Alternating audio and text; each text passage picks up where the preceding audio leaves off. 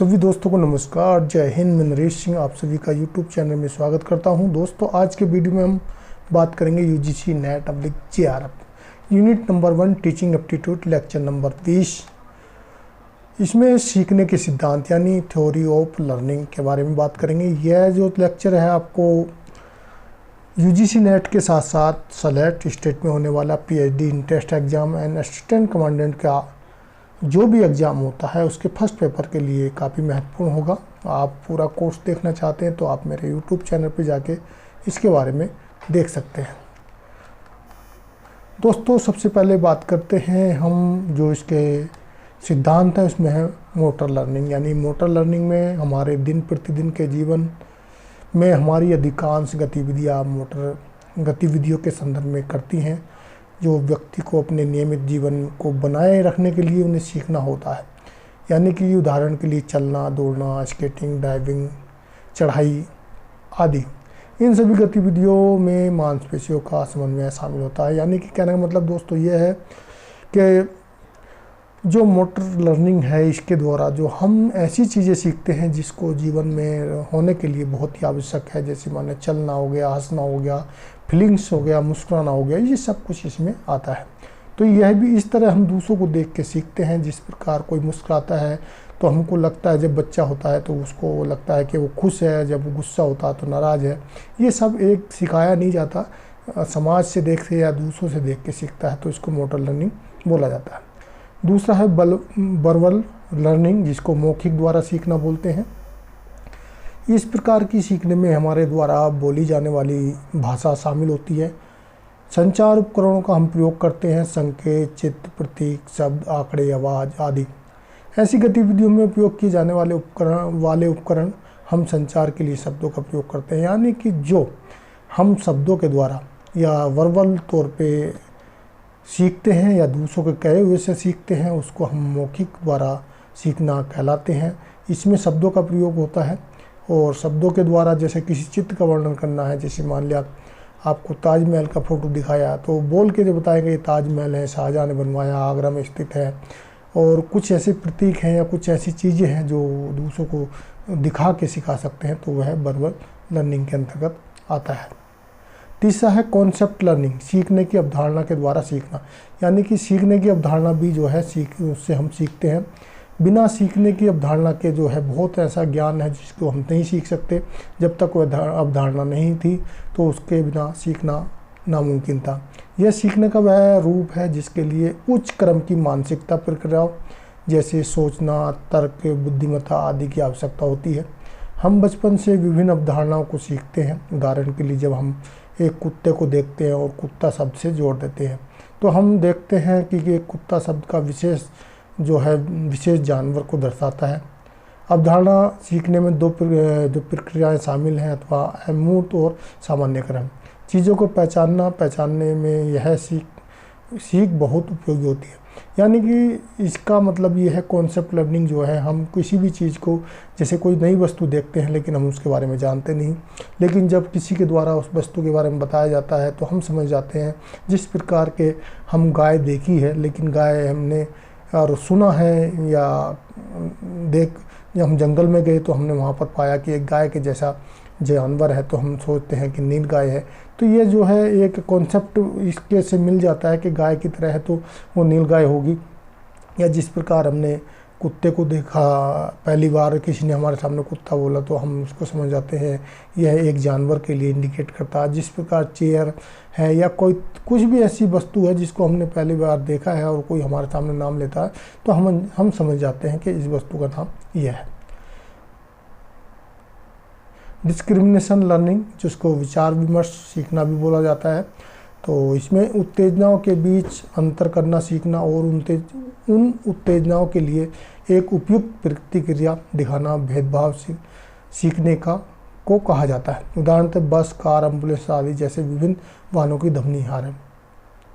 कुछ ऐसी विशेष ध्वनियाँ हैं या विशेष ऐसे कुछ आवाज़ें हैं जिनको हम जो है विचार विमर्श के बाद या उससे आइडिया लगा देते हैं। जिस प्रकार मान लिया हम घर पे बैठे हैं, आसपास एक हॉर्न आता है एम्बुलेंस का, तो हम समझ जाते हैं कि जो है एम्बुलेंस का हॉर्न है या दूसरा कोई भी स्पेशल हॉर्न है, तो उसके अनुसार जो सीखते हैं वो, या दूसरों से बात करके हम पूछते हैं ये किस चीज़ का आवाज़ है जो हमको नई आवाज़ लगती, तो वो व्यक्ति जो जानता है उसके बारे में बताता है। तो ये विचार विमर्श का सीखने का जो है एक वो है सिद्धांत है, प्रिंसिपल है। लर्निंग ऑफ प्रिंसिपल यानी सिद्धांतों द्वारा सीखना। व्यक्ति अपने काम को प्रभावी ढंग से प्रबंधित करने के लिए विज्ञान, गणित, व्याकरण आदि से संबंधित कुछ सिद्धांत सीखता है।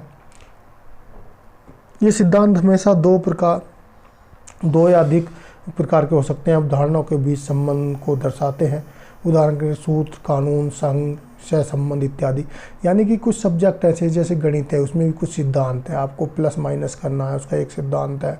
या मैथ में बहुत सारे जो है ऐसे सूत्र हैं, जैसे आपको कोई भी सवाल को करना है तो उसका एक सूत्र बना दिया गया, जैसे अलजेब्रा में है इत्यादि है। ये सब जो है वहाँ पर सूत्रों का प्रयोग। ऐसी ही आपका विज्ञान में कुछ सूत्र है, व्याकरण में कुछ ऐसे नियम दिए गए हैं जिस प्रकार के हम संधि का बनाते हैं, तो उसमें हर प्रत्येक संधि का एक नियम दिया गया है।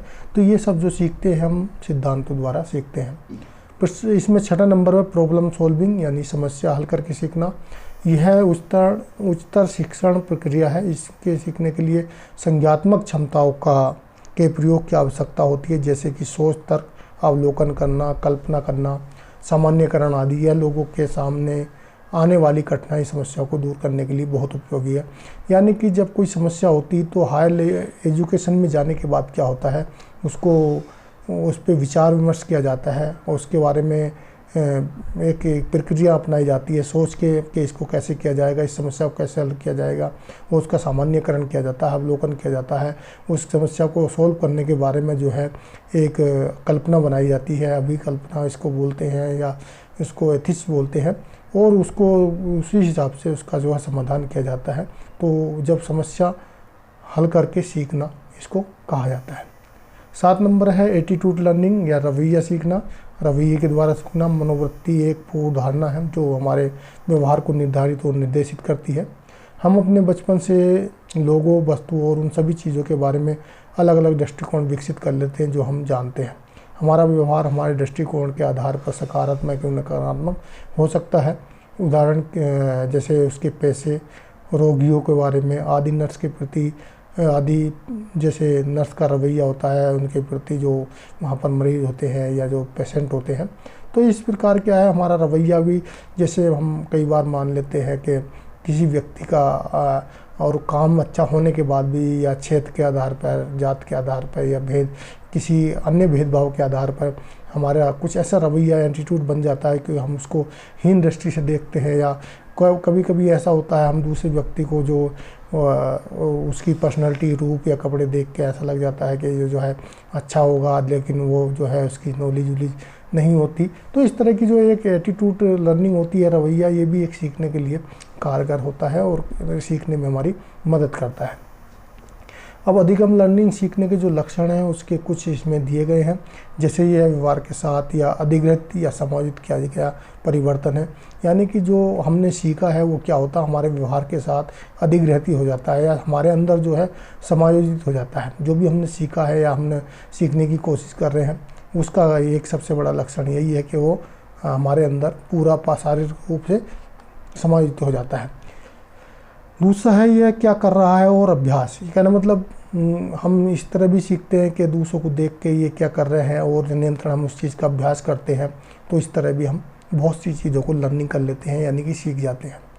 तीसरा है मृत्यु तक नियंत्रण प्रक्रिया है, यानी कि जन्म से लेकर मृत्यु तक जो लर्निंग सीखते हैं वो ऐसा नहीं है कि आज ख़त्म होगी या कल ख़त्म हो जाएगी, लेकिन जब से जन्म लेता है बच्चा और जब तक वो उसकी मृत्यु होती है वह कहीं ना कहीं किसी न किसी तरह से सीखता रहता है।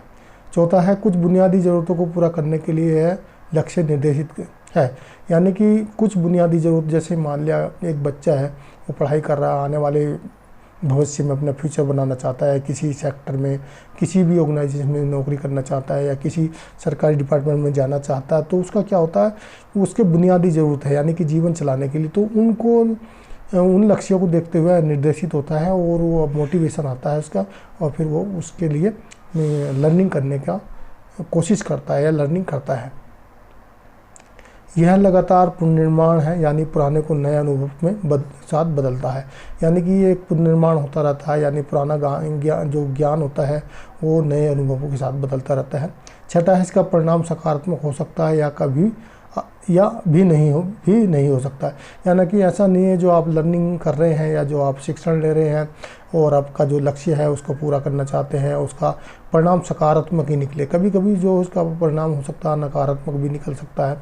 जिस प्रकार मैं बताऊँ, आप कोई किसी एग्ज़ाम की तैयारी कर रहे हैं और उसके लिए बहुत सारी लर्निंग कर रहे हैं, बहुत मेहनत कर रहे हैं, लेकिन सब मेहनत करने के बाद भी जो है परिणाम आपके रिजल्ट आपके पक्ष में नहीं आता है, तो उसका बाद में सकारात्मक प्रभाव न पड़ के नकारात्मक पड़ जाता है, या तो बिल्कुल ही बंदा छोड़ देता है या बिल्कुल अपने आप को हार मान लेता है। कई बार ऐसा होता है। यह गतिविधि का उत्पादन है, यानी कि जो भी गतिविधि होती है, जो भी कार्रवाई होती है, उससे कुछ ना कुछ जो है लर्निंग होता है, इसको उत्पादक कहा जाता है। यह उचित वृद्धि और विकास में मदद करता है, यानी कि किसी की वृद्धि करना है, विकास करना है, या किसी को खास तरह का दूसरी चीज़ें हैं, ये सब उसके लिए जो है मदद करता है। यह रंग, पद, भाषा इत्यादि के बावजूद सार्वभौमिक है, यानी कि जिस प्रकार रंग के आधार पर भी जिस प्रकार अमेरिका में भी देखोगे तो वहाँ पर भी रंग के आधार पर भेदभाव है, भाषा के आधार पर लोगों में भेदभाव है, और कई तरह की जो प्राचीन कुरीतियाँ विश्वास चल रहे हैं उनके आधार पर भी भेदभाव किया जा रहा है। लेकिन लर्निंग जो है इन सब भेदभाव के बावजूद भी सब जगह मौजूद है। हर जगह आपको लर्निंग सीखने के लिए मिलेगा। सभी सीखने में गतिविधियाँ शामिल हैं, यानी कि सीखने में बहुत सारी गतिविधियाँ शामिल हैं। ऐसा नहीं कि एक ही लर्निंग आप किसी सिंगल गतिविधि सीख जाएंगे। इसमें बहुत सारी विधियाँ भी शामिल हैं, गतिविधियाँ भी शामिल हैं। उनको करने के लिए आपको क्या करना है, आपको किस प्रकार लर्निंग करनी है, ये सब कुछ इसमें शामिल होता है। 11 है, सीखने के लिए सहभागिता की आवश्यकता है। ऐसा सीखना होता है जो आप नहीं सीख सकते या आप अपने अकेले से नहीं सीख सकते, उसके लिए सहभागिता या तो आपको टीचर की ज़रूरत है, या आपको जो उस फील्ड में प्रोफेशनल है व्यक्ति है उसकी आपको सहायता होगी, या साथ ही उसकी भी सहायता नहीं होगी व्यक्ति की, तो आपको एक पाठ्यक्रम होगी, पुस्तक की आवश्यकता होगी, या पढ़ने के लिए इंटरनेट की आवश्यकता होगी, यूट्यूब पे पढ़ना है, किसी तरह अकेडमिक में सहभागिता भी आवश्यक है। 12वां, सीखना एक आजीवन प्रक्रिया है। सीखना क्या है, एक निरंतर चलने वाली प्रक्रिया है, यह कभी ख़त्म नहीं होती है और व्यक्ति ज़िंदगी भर सीखता रहता है। 13वां है, सीखना जीवन भर बेहतरीन ढंग से होता है, और आदमी, प्रत्येक व्यक्ति है, मनुष्य है, बच्चा चाहता तो यही है कि मैं जो भी सीखूं बेहतर तरीके से सीखूं और दूसरे से बेहतर बनूं।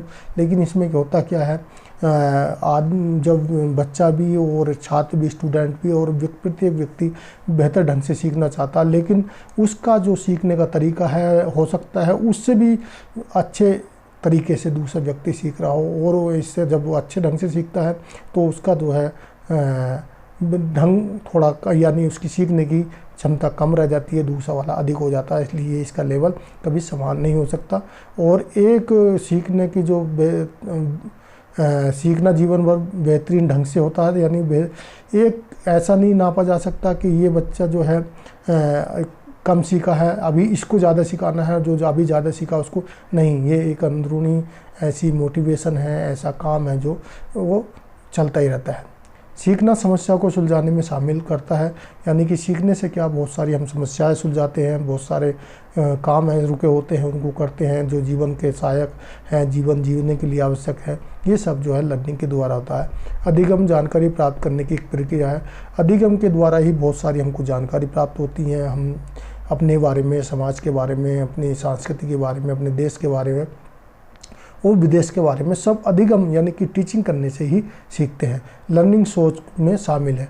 लर्निंग जो है प्रत्येक व्यक्ति की सोच में शामिल है, लेकिन उसकी सोच कितनी बड़ी है और कितना वह सोचता है और क्या जो है वह सीखना चाहता है, और या किस क्षेत्र में वह सीखना चाहता है, वह उसकी सोच पर उपलब्ध है। जैसी उसकी सोच होगी वह उस तरह का ही सीखेगा। सीखने के लिए अनुभव आवश्यक है, यानी कि सीखने के लिए अनुभव भी होना चाहिए। जब आप किसी भी क्षेत्र में तभी सीखेंगे, जिस प्रकार मैं आपको बताऊं, हम अभी नेट की तैयारी कर रहे हैं। बहुत से लोग जो हैं, जैसे मान लिया आधार कार्ड सुपरवाइज़र बनना चाहता है, कोई ऑपरेटर बनना चाहता है, कोई जो है फोर्स के अंदर जाना चाहता है, लेकिन जिसको थोड़ा भी जिस क्षेत्र में अनुभव होता है वो उसकी तरफ ही इंटरेस्टेड होता है और उसके बारे में सीखना चाहता है। सीखने में परिवर्तन शामिल है, सीखने में जो है परिवर्तन भी शामिल है। जो आप सीखते हैं या सीखने के बाद जो उसका रिजल्ट होता है उससे कुछ ना कुछ समाज में परिवर्तन, आपके परिवार में परिवर्तन, आपके अंदर भी परिवर्तन उत्पन्न होता है और प्रकृति में भी परिवर्तन आता है। तो दोस्तों ये है आज के वीडियो में थे कुछ मेन चीज़ें, और इसमें एक बार रिपीट कर लेते हैं क्या था। जैसे मान लिया आपको सबसे पहले बताया जो सीखने के सिद्धांत है, सबसे पहला है मोटर लर्निंग है, दूसरा वर्बल लर्निंग है, तीसरा कॉन्सेप्ट लर्निंग है, चौथा डिस्क्रिमिनेशन लर्निंग है, और पांचवा लर्निंग और प्रिंसिपल है, और प्रॉब्लम सॉल्विंग लर्निंग है ये जो है, और सातवां नंबर एटीट्यूड लर्निंग है। कुछ इसके लक्षण थे जो मैंने बताए हैं। इसके टोटल जो है ये 18 लक्षण हैं। इनके द्वारा जो है या इसमें जो है ये चीज़ देखने को मिलती हैं, सीखने के लक्षण क्या क्या हैं। तो आज के वीडियो में इतना ही था, और ये वीडियो बहुत ही महत्वपूर्ण है। इस तरह के क्वेश्चन एंटीनेट और स्लेट और असिस्टेंट प्रोफेसर के फर्स्ट पेपर में आते हैं, और इससे कई बार क्वेश्चन आ भी चुका है। दोस्तों वीडियो अच्छा लगा तो वीडियो को लाइक कर दें, दोस्तों को शेयर कर दें। चैनल को अभी तक सब्सक्राइब नहीं किया तो प्लीज़ सब्सक्राइब कर लें, साथ में बेल आइकन को भी दबा लें जिससे आपको आने वाली वीडियो मिल जाए। सर दोस्तों आप मेरी वेबसाइट ldcandnetexam.com पे जाके विजिट करेंगे तो ये सब कुछ आपको पढ़ने को लिए वहाँ पर मिल जाएगा। मेरा व्हाट्सअप नंबर 8882507229 है। आप इस पे भी कुछ आपको PDF इत्यादि चाहिए तो आप मुझसे फ़ोन पे मैसेज कर सकते हैं या डिमांड कर सकते हैं। मैंने दोस्तों एक PDF भी बनाया है जो 2004 से लेके 2009 तक का है, उसके लिए आप मेरे को मैसेज करें। थैंक यू, धन्यवाद।